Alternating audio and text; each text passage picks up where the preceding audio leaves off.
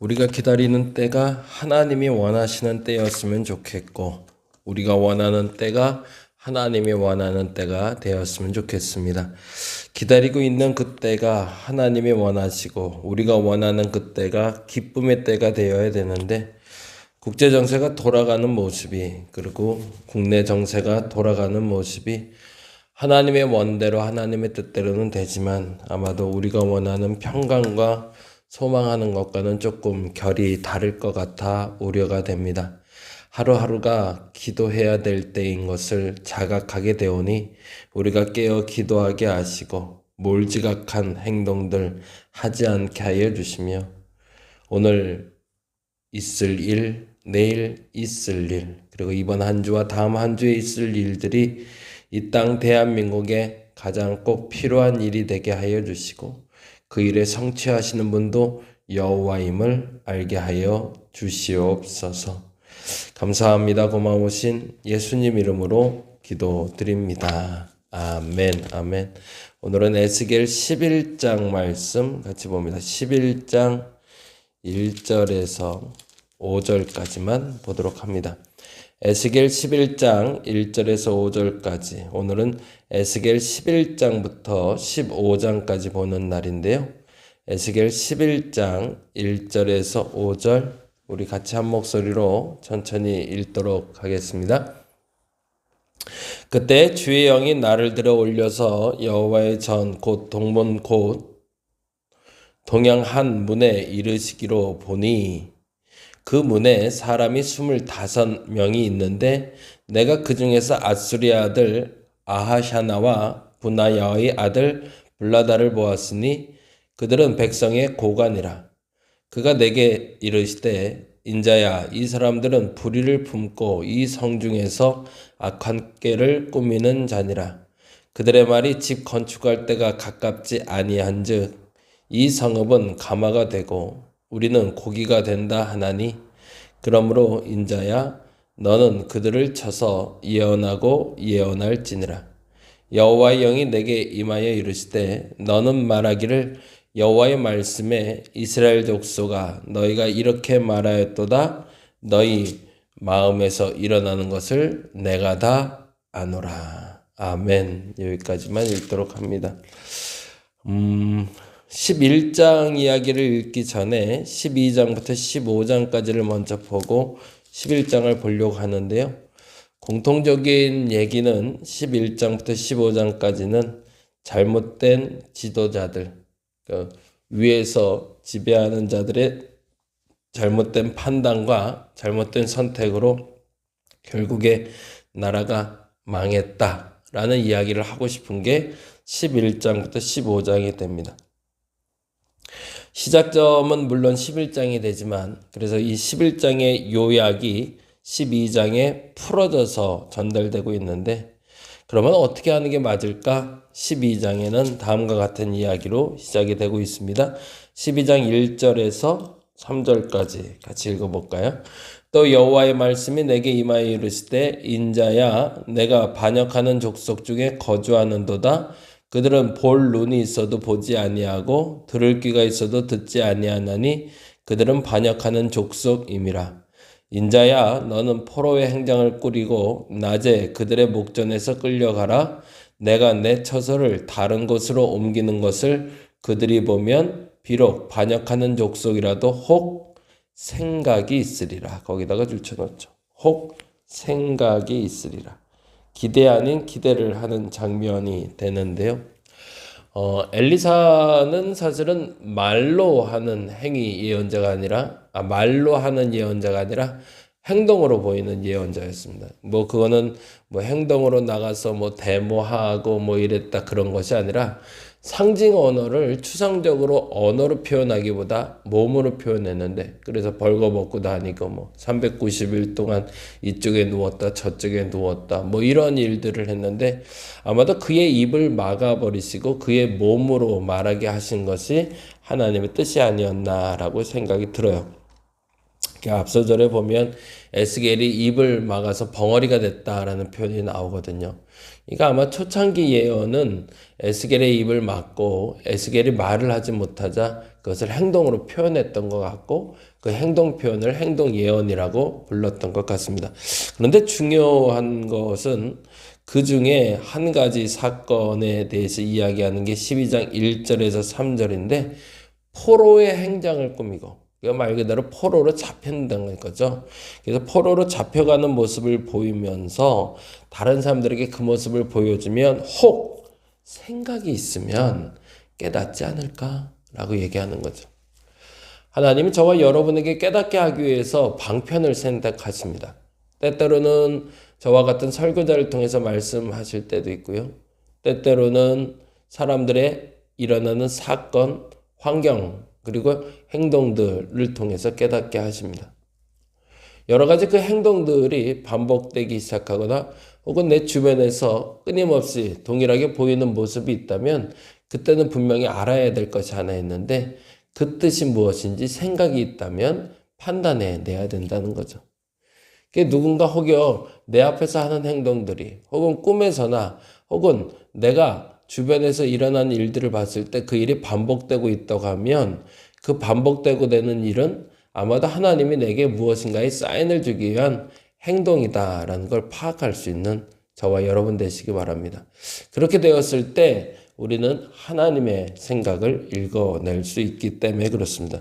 그래서 12장에는 그 행동 예언에 대해서 생각이 있으면 좀 알아듣겠지라는 말을 하는 장면이 나온다면 13장에서는 그렇지 못한 인간들, 그렇게 말해도 알지 못하고 오히려 그렇게 말해야 될 때에 잘못 말하는 사람들에 대해서 이야기합니다. 그들을 거짓 선지자, 어리석은 선지자라고 부르는데요. 3절에 보니 이렇게 나옵니다. 3절 볼까요?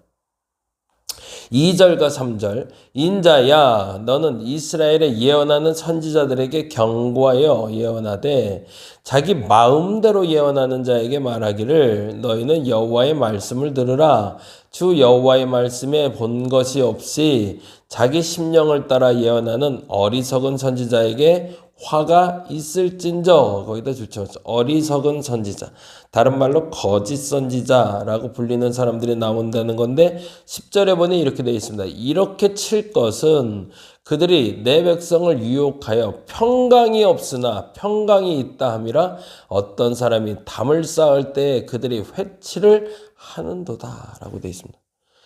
평안하지 않은데 자꾸 평안하다고 말하면 그건 오히려 더 나쁜 거라는 거죠. 누군가에게 병이 있는데 그 병이 날 거라고만 계속 얘기해주면 그게 옳은 것 같아도 아니라는 겁니다. 그 병 때문에 죽을 것을 얘기하거나 그 병이 낫지 못할 것을 얘기하는 게 분명하다면 그렇게 말하는 게 맞다는 거죠. 이게 헛된 기대, 헛된 꿈을 꾸게 하는 것처럼 나쁜 것은 없다. 그래서 그 거짓 선지자들에서 징계하고 선포해 주는 게 13장 이야기가 됩니다. 14장에는 또 다른 이야기가 상징적으로 나오는데 1절부터 5절까지 누가 대상인지 한번 보죠. 14장 1절에 보니 이렇게 되어 있습니다. 이스라엘 두어 사람이 아니라 이스라엘 장로 두어 사람이 되어 있네요. 이스라엘의 지도자를 말하겠네요. 장로 두어 사람이 내 앞에 앉으니 하나님의 말씀이 임하시되 3절 인자야 이 사람들이 자기 우상을 마음에 들이며 죄악의 걸림돌을 자기 앞에 두었으니 그들이 내게 묻기를 내가 조금인들 용로나 파랴. 무슨 얘기죠? 지도자들에 대한 잘못된 장로들에 대한 징계를 얘기하고 있는 장면이 14장 장면이 되죠. 그래서 15장에 역시 다시 한번 정리해 줍니다.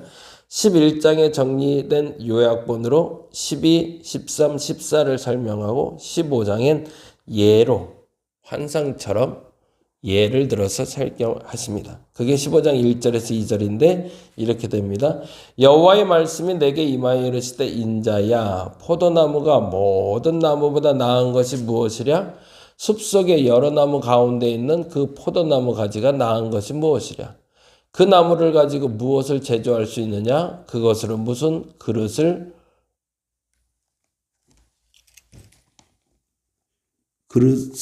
걸 못을 만들 수 있겠느냐? 불에 던질 땔감이 될 뿐이라 불이 그 두 끝을 살하고 그 가운데도 태웠으면 제조에 무슨 소용이 있겠느냐. 아무리 포도나무 얘기하는데 그 포도나무가 무슨 쓸모가 있냐. 다른 말로 하면 열매 맺지 못하는 포도나무는 땔감밖에 되지 않겠냐. 라고 약간 비아냥거리듯이 열매 없이 쓸데없이 시간만 허비하고 낭비되는 인생들, 그리고 거짓 선지자들, 그 장로들, 결국엔 땔감, 그 이상 그 이하도 아니다라는 얘기를 하죠. 왜 그런 일이 있을까? 11장이 이렇게 얘기합니다. 11장 말씀으로 가보죠. 11장 1절과 2절에 보면 누가 찾아왔는지가 보입니다. 11장 1절 보죠. 그때에 주의 영이 나를 들어 올려서 여호와의 전 동문 곧 동향한 문에 이르시기로 보니 그 문에 사람이 25명이 있는데, 이건 어디서 봤죠? 8장으로 가볼까요? 8장 16절에 보겠습니다. 8장 16절. 그가 또 나를 데리고 여호와의 성전 안뜰에 들어가시니라. 보라, 여호와의 성전 문 곧 현관과 제단 사이에 약 25명. 이 사람이 이 사람들이네요. 여호와의 성전을 등지고 뭐하고 있어요? 낯을 동쪽으로 향하여 동쪽 태양에게 예배한. 이방 우상들에게 절하는 사람들이네요. 그런데 그들을 조금 깊이 봤다는 거예요. 11장 다시 1절 봅니다. 그때 주의 영이 나를 들어 올려서 여호와의 전 동문 곧 동향한 문에 이르시기로 보니 그 문에 사람이 25 있는데 그 중에 누가 있대요? 내가 그 중에서 아수르의 아들 아하샤냐와 분하냐의 아들 블라다를 보았으니 그들은 백성의 고관이라. 백성의 고관들이 태양신에게 절하고 있는 모습을 봤던 거죠. 그런데 그들이 한 행위가 이렇게 얘기합니다. 그들이 뭐라고 얘기하고 있는지를 한번 볼까요? 3절 말씀. 그들의 말이 집 건축할 때가 가깝지 아니한즉 이 성읍은 가마가 되고 우리는 고기가 된다 하나니 라고 얘기합니다. 그건 어떤 의도를 가지고 한 얘기인데, 이 의도가 무슨 말인지 5절에 여호와께서 이렇게 설명해 주십니다. 여호와의 영이 내게 임하여 이르시되 너는 말하기를 여호와의 말씀에 이스라엘 족속아 너희가 이렇게 말하였도다. 너희 마음에서 일어나는 것을 내가 다 아노라. 너희가 말하고 있는데 그 말의 뜻을 내가 안다. 그리고 이렇게 표현하시네요. 7절. 그러므로 주 여호와께서 이같이 말씀하셨느니라. 이 성읍 중에서 너희가 죽인 시체는 그 고기요 그 성읍은 그 가마인데 너희는 그 가운데서 끌려 나오리라. 너희들이 말한 대로 될 것이다 라고. 그래서 그 말이 어떤 망하게 되는 일인데, 구체적으로는 어떻게 망하는 거냐? 7절에 이렇게 되어 있습니다. 그러므로 주 여호와께서 말씀하시느니라. 이 성읍 중에서 너희가 죽인 시체는 고기요 그 성읍은 가마인데 너희가 그 가운데서 끌려 나올 거고. 끌려 나온다 줄쳐놓고요. 그리고 8절. 나 주 여호와가 말하노라. 너희가 칼을 두려워하니 내가 칼로 너희를 이르게. 너희가 두려워하는 게 칼이냐? 그러면 칼로 칠 거다. 9절. 너희를 그 성읍 가운데 끌어내어 타국인의 손에 넘겨 너희에게 벌을 내린다. 포로로 잡혀가게 할 것이다. 이 모든 것들을 통해서 결국엔 너희를 심판하게 될 것이다 라고 얘기하는 거죠. 왜? 너희들이 잘못된 말을 하고 있으면 그 말대로 그대로 내가 이루어질 거라고 얘기하시는 거죠. 어제는 진실성에 대해서 이야기했습니다. 하나님을 기쁘게 하는 도구가 진실한 것이다 라는 수요 예배 때 말씀드렸는데, 진정성이라는 것이 자신에게 솔직한 착함을 얘기하는 것이고, 정직함이란 다른 사람과의 관계에서의 의로움을 얘기하는 것이라면, 이 착함과 의로움을 합한 것이 바로 진실성이라고 얘기했습니다. 그래서 그렇게 된 사람들이 하나님 앞에 기쁨이 된다라는 표현을 썼는데, 오늘 대통령 담화가 있다고 그러죠. 그리고 기자회견이 있다고 하고, 내일은 그 말에 근원지가 된 사람이 또 나와서 검찰로 출두한다고 하고요. 오늘과 내일이 또 다른 국면으로 들어갈 것 같아요. 트럼프가 대통령이 됐고요. 대한민국의 미래가, 그리고 오늘 내일의 선포가 그 다음을 선택하게 될 것 같습니다. 이때 거짓을 말하는 사람들이 끊임없이 많아질 겁니다. 좀 더 많아지고 판단을 요구할 겁니다. 그럴 때 우리가 그 거짓에 대해서 바르게 판단할 수 있는 저와 여러분 되시기를 간절히 바랍니다. 오늘 본문에 나온 장로들, 거짓 선지자들, 그리고 지금 말하는 고관들처럼 잘못된 말에 대해서 본인들이 대가를 치르게 해달라고, 잘못된 판단과 잘못된 행동으로 말미암아 백성들을 어렵게 했던 것에 대해서 그들이 책임지게 해달라고, 그리고 이 백성들이 그들 때문에 고통받지 않게 해달라고, 그렇게 기도하는 것이 저와 여러분의 바른 기도가 될 겁니다. 저와 여러분의 오늘의 판단과 오늘의 기도가 이 상황을 바꾸는 열쇠가 되는 것은 아니지만 이 상황을 바르게 읽을 수 있는 열쇠는 될 겁니다. 저와 여러분이 이런 모든 상황을 바르게 읽어내는 역사에 대한 바른 의지와 생각을 가진 분들이 되시기를 간절히 바랍니다. 기도하겠습니다. 고관들이, 그리고 거짓 선지자들이, 그리고 장로들이 잘못된 말을 뱉어내고 잘못된 행위들을 행하고 있을 때 하나님은 너희 생각을 내가 안다 라고 얘기하십니다. 그리고 너희가 판단하고 생각한 대로 내가 이루어 주리라 라고 이야기하십니다. 그것은 긍정적인 의미가 아니라 매우 부정적인 의미입니다. 너희들이 한 만큼, 너희들이 죄를 지은 만큼 대가를 치르게 하실 것이라는 겁니다. 그 말이 우리에게 어찌 보면 정답일 수 있습니다. 대한민국에 돌아가는 모습이 그러하오니 하나님 이 대한민국에 잘못된 사람들이 그 잘못에 대해서 징계받게 하시고 바른 말을 하는 사람들이 그 바른 말로 말미암아 인정받게 하여 주시옵소서. 순간순간이 긴장되고 어려운 시간들이 지나가고 있습니다. 이 모든 시간을 이겨낼 힘이 되어 주시옵소서. 감사합니다. 고마우신 예수님 이름으로 기도드립니다. 다 같이 기도하고 돌아가겠습니다.